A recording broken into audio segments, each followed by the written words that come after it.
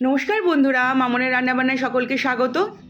আজকে মাশরুম বানাবো একদম রেস্টুরেন্ট স্টাইলে, কিন্তু ঘরোয়া পদ্ধতিতে। তাহলে দেখে নাও এই রেসিপিটা। প্রথমে মাশরুমগুলোকে ভালোভাবে হাত দিয়ে যেভাবে আমি পরিষ্কার করছি সেভাবে পরিষ্কার করে ভালোভাবে 2-3 বার জলে ধুয়ে নিতে হবে। এই ধোয়াটা কিন্তু মেন। ভালোভাবে মাশরুমগুলো আগে ধুয়ে নিতে হবে, তারপরে সুন্দর করে যার যার ইচ্ছা সেইভাবে কেটে নেবে। আমি কেটে নিয়েছি ঠিক এইভাবে গোল গোল করে। এবার কড়াইতে বা প্যানে যাই বললো না কেন তার মধ্যে তেল দেব, খুবই সামান্য, 1 থেকে 1.5 চামচ। এবার নুন, হলুদ, লঙ্কার গুঁড়ো মাখানো মাশরুম এই তেলের মধ্যে দিয়ে দেব, দিয়ে একটু নেড়ে চেড়ে এটাকে হতে দেব।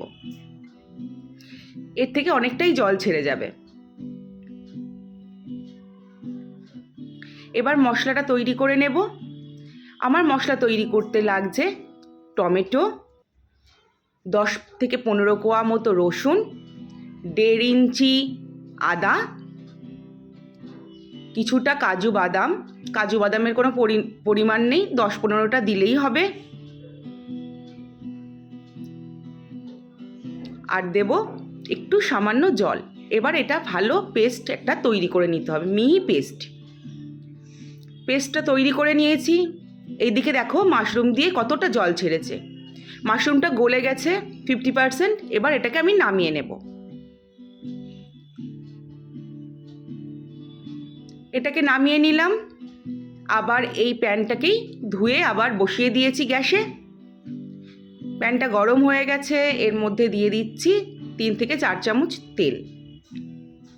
তেলটা গরম হবার পরে এর মধ্যে দিয়ে দেবো গোটা গরম মশলা আর জিরে ফোড়ন।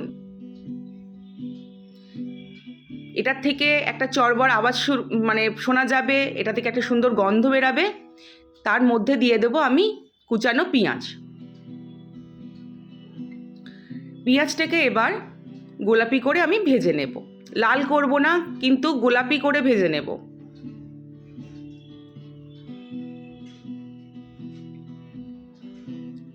গোলাপি করে ভাজা হয়ে গেছে।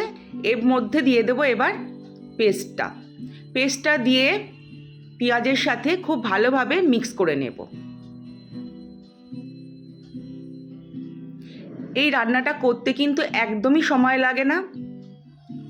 এবার একে একে আমি মশলা দিয়ে দিচ্ছি শুকনো লঙ্কার গুঁড়ো, হলুদ গুঁড়ো, পরিমাণ মতো লবণ কিন্তু মাশরুমেও দেওয়া ছিল, সেই বুঝে দেবে। দিলাম ধনে গুঁড়ো, জিরে গুঁড়ো। এবার খুব ভালোভাবে তেল ছাড়া পর্যন্ত এটাকে কষিয়ে নেব। তেল ছেড়ে এসছে। পাশে আমি করে রেখে দিয়েছি সামান্য গরম জল, সেটা এর মধ্যে এবার দিয়ে দেব। গরম জল না দিলে কিন্তু টেস্ট হবে না। এবার এটাকে একটু ফুটতে দে। এবার এর মধ্যে দিয়ে দেব সেদ্ধ করে রাখা নুন, হলুদ, লঙ্কার গুঁড়ো দিয়ে যে সেদ্ধ করে রেখেছিলাম মাশরুমটা, সেই মাশরুমটা দিয়ে এবার আবার ভালোভাবে কষিয়ে নিতে হবে তেল ছাড়া পর্যন্ত। কষানোই কিন্তু প্রত্যেকটা রান্নার মূল।